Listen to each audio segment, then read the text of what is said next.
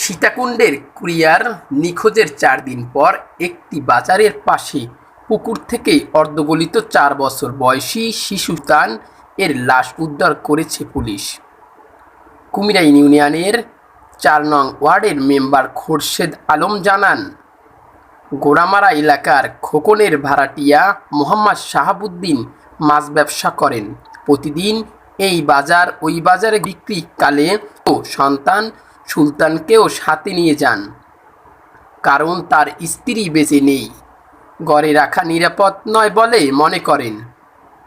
গত মঙ্গলবার ছোট্ট কুমিরা বাজারের পাঙ্গাস মাছ বিক্রি করতে আসলে সাথে তার ছেলেও আসেন।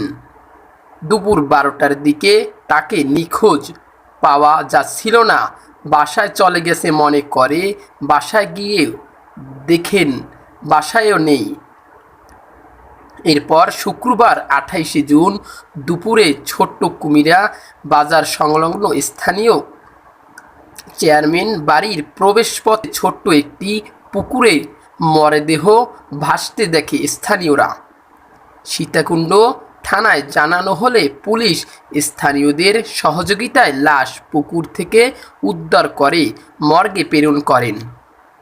চট্টগ্রামের সীতাকুণ্ড থেকে রাফি চৌধুরীর তথ্যচিত্র নিয়ে বিস্তারিত। 10 মিনিটের ভিতরে এমন একটা লোক যে এই যে বাইরে ছিল, এই বাইরে নিয়ে আমি মাইকিং করছি 12 আলি থেকে। এই বাইরে মানে গাড়ি রিজার্ভ করে দিয়েছে 1400 টাকা দিয়া।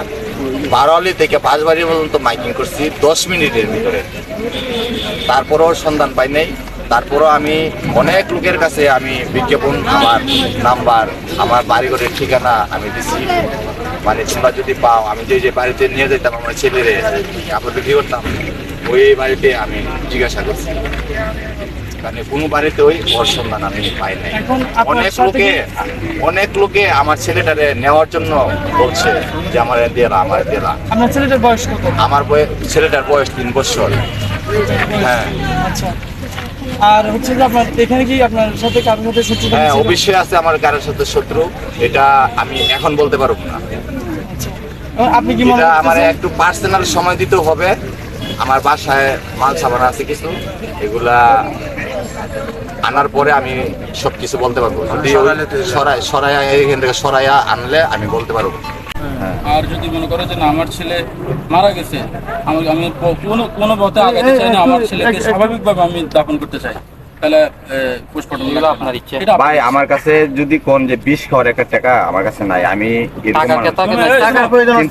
আমি ওই লোকটাই চাই যে আমার ছেলেটাকে কে মারছে। এই শোনো, তোমার এখানে যত 1000 টাকা লাগে, হ্যাঁ টাকা আপনার লাগবে না, টাকা আপনি 100 টাকা পুলিশে দেবে, টাকা